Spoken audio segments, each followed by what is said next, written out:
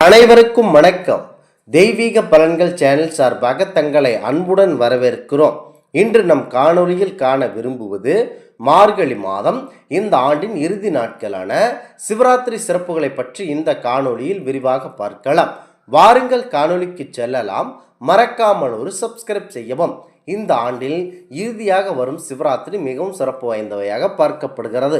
மனிதர்களாக பிறந்த அனைவருக்கும் முக்தி அளிப்பவராக பாரம்போல் சிவபெருமான் அவர்கள் இருக்கிறார்கள். சிவனை வணங்குவதற்கு உகந்த ஒரே ராத்திரி இந்த சிவராத்திரி என சொல்வார்கள். தெரிந்து செய்தாலும் தெரியாமல் செய்தாலும் சிவராத்திரி நாளில் இரவு முழுவதும் கண் விழித்து இறை வழிபாட்டில் ஈடுபட்டாலே அதற்கு பல மடங்கு உயர்வான பலனை சிவபெருமான் அவர்கள் அள்ளி கொடுப்பார்கள் என பல புராணங்கள் சொல்கின்றன. இந்த நாளில் விரதம் இருந்து சிவனை வழிபட்டால் சிவனின் பரிபூர்ண ஆசிகள் நமக்கு கிடைக்கும். அந்த சிவபெருமானை வழிபடுவதற்குரிய ஒரு அற்புதமான நாளாக இந்த மாதத்தில் வரும் இந்த தேய்பிறை காலத்தில் வரும் மகா சிவராத்திரி தினம் திகழ்கிறது. அந்த வகையில் மார்கழி மாதத்தில் வரும் இந்த சிவராத்திரிக்கு முக்கிய பங்கு வகிக்கிறது. இந்த சிவராத்திரி தினம் குறித்த பல ஆன்மீக சுவாரஸ்யமான மிகுந்த புராண சம்பவங்கள் உள்ளன. தேவர்களும் அசுரர்களும் சாகா வரம் தரும் தேவாமிர்தம் பெற பார்க்கடலை கடைந்தனர்.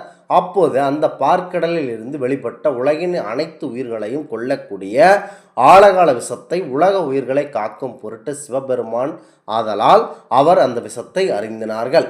அப்படி சிவபெருமான் ஆழகால விஷத்தை அறிந்து உலகத்தை காத்த தினம் இந்த சிவராத்திரி தினமாகும்.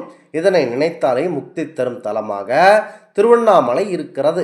இந்த திருவண்ணாமலையில் அக்னி மலையாக இருக்கும் சிவபெருமானின் தோற்றத்தை கண்டு பிரமித்து நின்ற நாராயணையும் நான்முகனையும் தன் அடிமுடி கண்டு வர போட்டி வைத்தார் சிவபெருமான் அவர்கள்.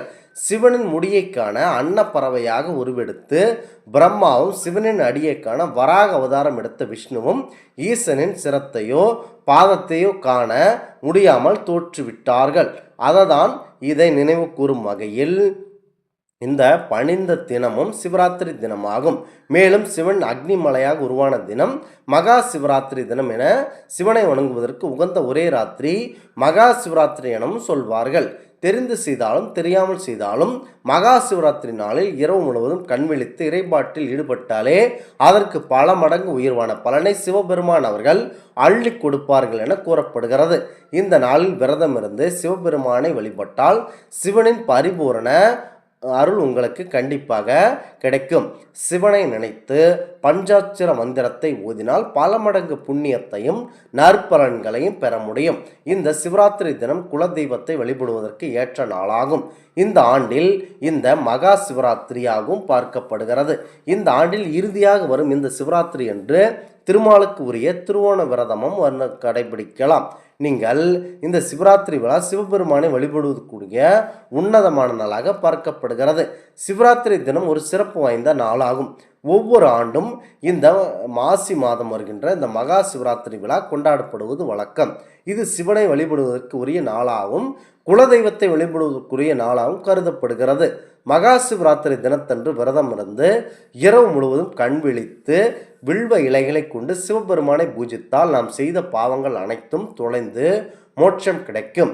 சிவபெருமான் பார்வதி தேவியை திருமணம் செய்து கொண்ட நாள் மகா சிவராத்திரி தினமாக கொண்டாடப்படுவதாக புராணங்கள் சொல்கின்றன. அதே சமயம் பிரளய காலம் வந்தபோது உலக உயிர்களை அனைத்தும் அழிந்து விட்டது.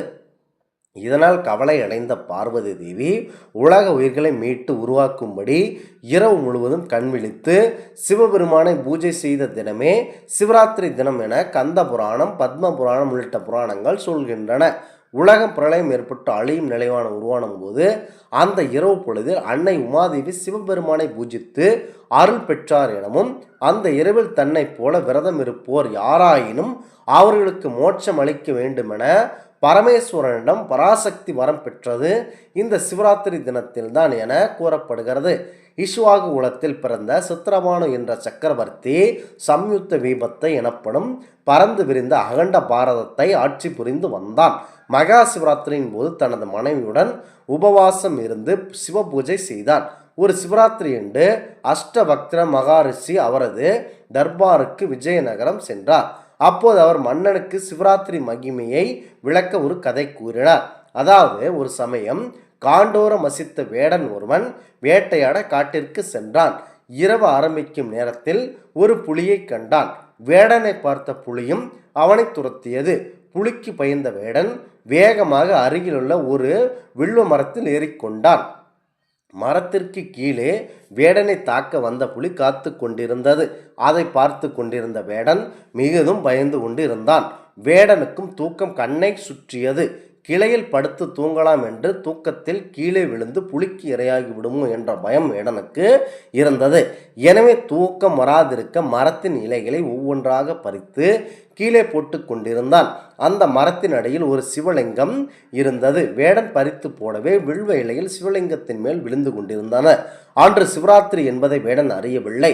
வேடன் அந்த ராத்திரி முழுவதும் தூங்காமல் உணவு ஏதும் உண்ணாமல் வில்வ இலைகளை பறித்து சிவலிங்கத்தின் மீது போட்டபடி சிவனுக்கு அவனை அறியாமல் செய்த வில்வ அர்ச்சனை ஆனது.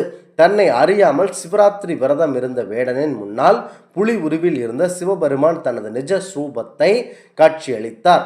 வேடனின் செயலை பாராட்டி அவனுக்கு மோட்ச பதவி அருளினார். இந்த கதையை ரிஷிகள் சொல்ல கேட்ட மன்னன் புன்னகை செய்தான். முன் பிறவியில் தானே அந்த வேடனாக இருந்ததாகவும் சிவராத்திரி புண்ணியம் காரணமாக இப்பிறவியில் சக்கரவர்த்தியாக பிறந்திருக்கிறேன் என்றும் சித்திரபானு மன்னன் அஷ்டவக்ர மகரிஷியிடம் கூறினார். இது சிவராத்திரி பூஜையின் மகிமை எடுத்துக்காட்டாக உள்ளது. சிவராத்திரி என்று மாலை 6 மணி முதல் மறுநாள் காலை 6 மணி வரை அனைத்து சிவாலயங்களிலும் சிவபெருமானுக்கு சிறப்பு பூஜை, அலங்காரங்கள், ஆராதனை நடைபெறும். சிவபெருமான் வழிபாடு சிறப்பு மிக்க தினங்களில் ஒன்று இந்த மகா சிவராத்திரி. இது மாசி மாத தேய்பிறை அன்று கடைபிடிக்கப்படும். அதேபோல் அத்தனை சிறப்பு வாய்ந்தது இந்த மார்கழி மாத இந்த ஆண்டின் கடைசியாக வரும் இந்த சிவராத்திரி. மக்கள் அனைவரும் தவறாமல் சிவபெருமான் ஆலயத்திற்கு சென்று சிவனின் அருளை பெறுமாறு தெய்வீக பலன்கள் சேனல் சார்பாக நாங்கள் கேட்டுக்கொள்கிறோம். மீண்டும் ஒரு நல்லதொரு காணொளியில் உங்களை சந்திக்கிறோம். நன்றி, வணக்கம். மறக்காமல் சப்ஸ்கிரைப் செய்யவும்.